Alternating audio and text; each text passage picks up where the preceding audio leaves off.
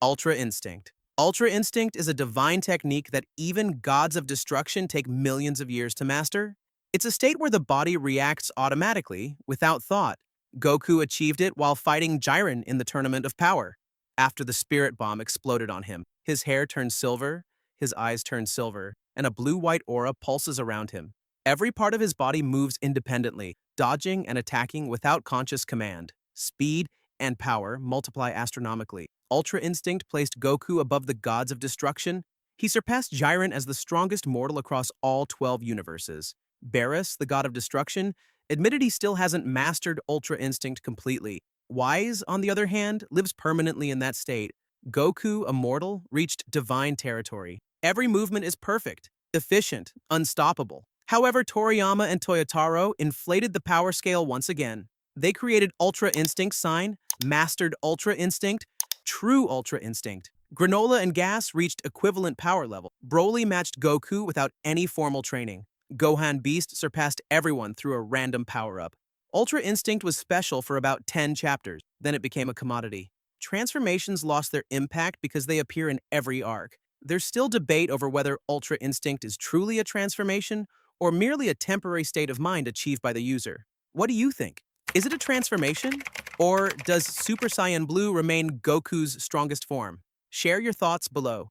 Ultra Instinct was an elegant concept ruined by repetition. The divine became ordinary because Toriyama didn't know when to stop. From divine to something far more elastic. Gear 5th. Gear 5th is the awakening of Luffy's devil fruit that turns him into the sun god himself, Nika. It's the true awakening of his fruit's real identity. The Hito Hito no Mi model, Nika. His body becomes completely white. His hair turns into floating white flames, and his eyes glow red. Luffy gains absolute freedom. He can transform the environment and his enemies into rubber, completely ignore the laws of physics, and fight with cartoon-like creativity. He grabs lightning bolts, runs through the air, and even inflates Kaido's head like a balloon. Gear 5th defeated Kaido, the strongest living creature. Luffy turned the ground into rubber to reflect attacks, inflated his body to a gigantic size, and knocked Kaido out with a punch that spanned the entire island. The power has no clear limits. It operates purely on imagination and joy. The more Luffy enjoys himself, the stronger he becomes. It's a transformation fueled by laughter, not rage. But Oda retconned 1,000 chapters of storytelling. Luffy wasn't the underdog with a simple fruit anymore. He was the chosen one, bearer of a mythical fruit that the world government had hunted for 800 years. The fruit itself chooses a worthy user. The original Joy Boy possessed the same fruit. Luffy was destined from the start. The message shifted from anyone can be free to only the chosen can bring freedom. Controversial, isn't it? Gear 5th is a massive retcon disguised as a final transformation. Still, Oda, being a storytelling genius, managed to craft in-world explanations that justify the change. But it's clear, not everyone was convinced. From sun gods to demonic curses. Baryon Mode. Baryon Mode is the nuclear fusion between Naruto and Kurama, a form that literally consumes both of their life forces. It's Naruto's final transformation, achieved during his battle against Ishiki Otsutsuki. Unlike previous chakra fusions, this one isn't a blend, but a nuclear reaction. Their very lives are burned away as fuel. His aura glows a brilliant yellow with black flames, and his power multiplies to a level that surpasses even a pure Otsutsuki. Every strike drains the enemy's chakra and lifespan exponentially. Baryon Mode defeated Ishiki, the same Otsutsuki who had easily crushed both Naruto and Sasuke together. Naruto moved so fast that Ishiki could barely react.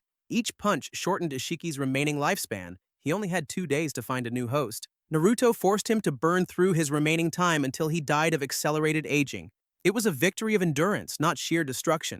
But the cost was irreversible and devastating. Kurama sacrificed his existence. He died permanently after the battle. Naruto lost Kurama forever, reverting to power levels closer to what he had before Shippuden. Kishimoto finally imposed a real price. The strongest power-up came at the cost of his lifelong partner. Or did it, Himawari? Naruto was permanently depowered, symbolically passing the torch to the next generation. Baryon Mode is a farewell disguised as a transformation. Ultimate power bought at the cost of everything he built, from dying foxes to world-breaking titans. Founding Titan. The Founding Titan is a colossal, skeletal form capable of commanding millions of colossal titans, the engine of a global genocide.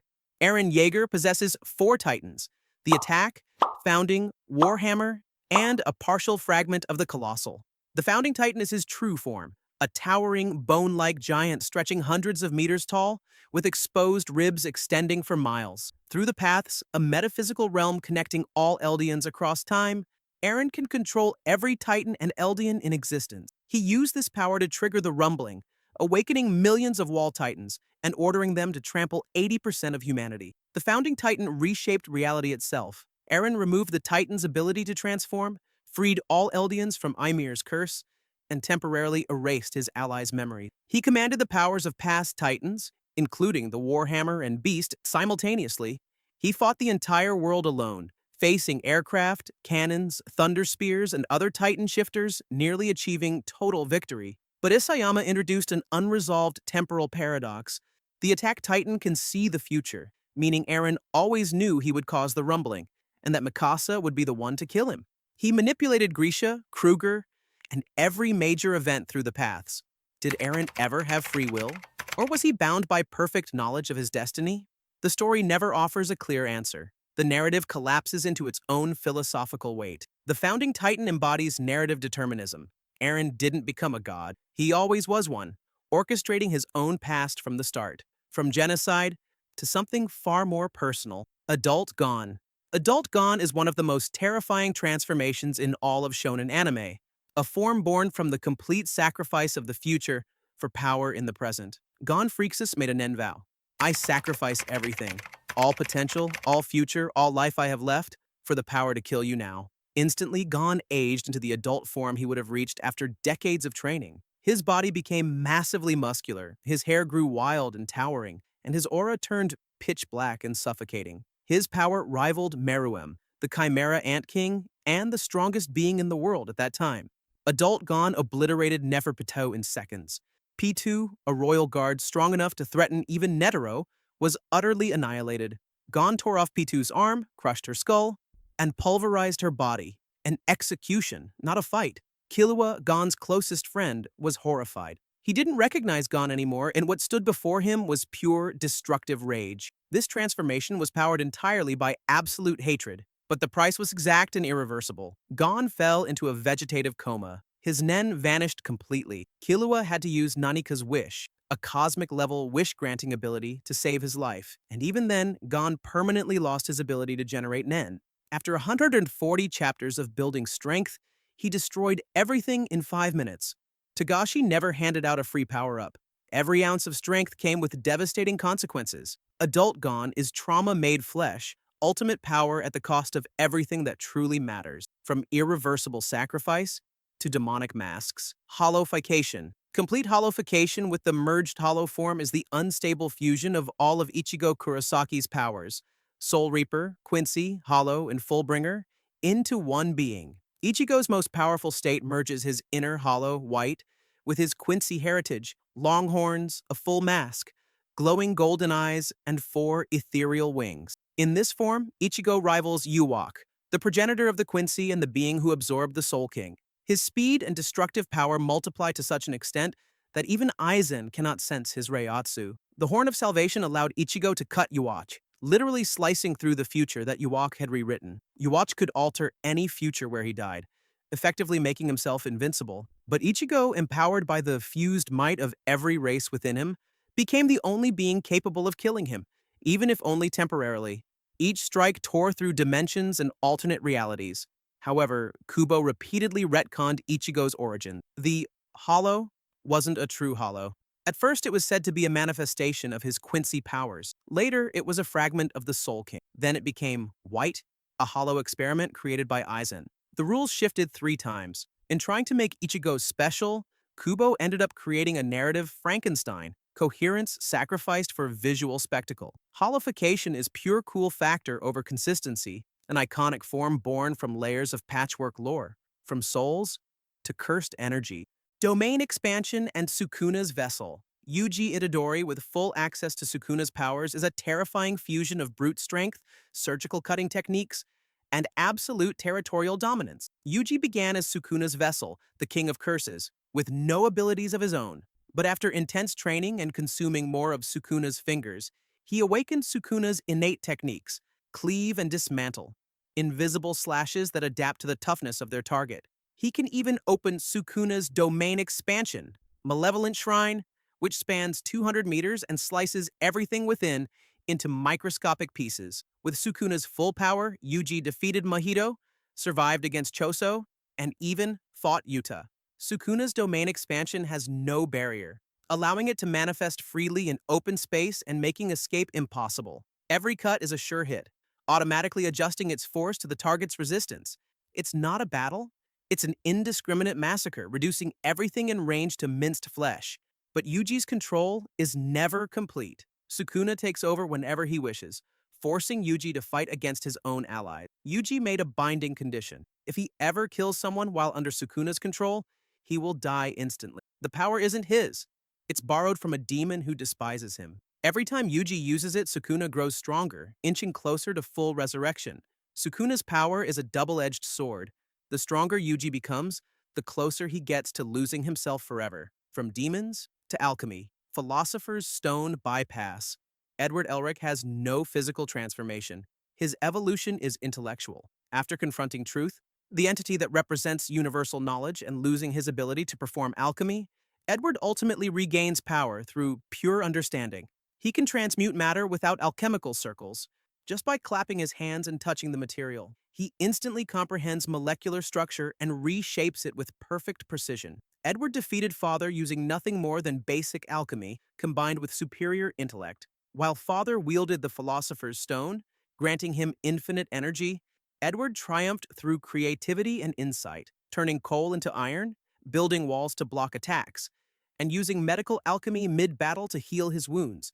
It was the mind overcoming brute power. But the real climax came when Edward rejected power itself. Father offered him infinite knowledge, and Edward chose ignorance alongside his friends over omniscience and isolation. He sacrificed his ability to perform alchemy forever to restore Alphonse's body. Arakawa ended the story with a clear message: power without humanity is meaningless. Edward concluded his journey not as a godlike alchemist, but as a complete human being. Edward doesn't transform, he evolves. The greatest transformation is knowing what you're willing to give up. From alchemy to Demon Slayers. Demon Slayer Mark and 13th Form. The Demon Slayer Mark, combined with the 13th form of sun breathing, is the technique that burns one's very life away to kill Muzan Kibutsu. Tanjiro Kamado develops a flame-shaped mark on his forehead during battle against the upper moons. The mark manifests when body temperature exceeds 39 degrees Celsius and the heart rate surpasses 200 BPM.